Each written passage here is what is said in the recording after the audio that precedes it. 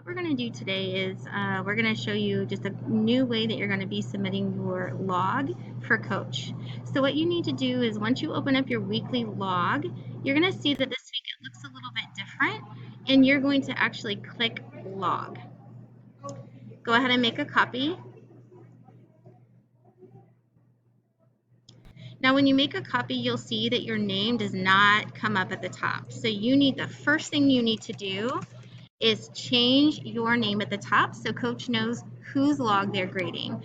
Once you change your name, go ahead and start filling out your information that you have been working on this week at home.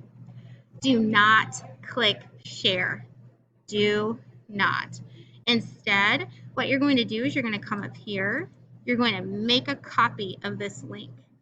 Leave this window open, but go back to your Schoology page.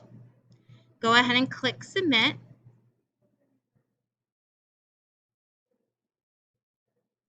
When you click submit, instead of uploading up here, what you're going to do is you're going to click the create button and you're going to paste your link.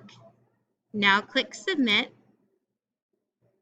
and Coach will be able to grade your submission log for this week.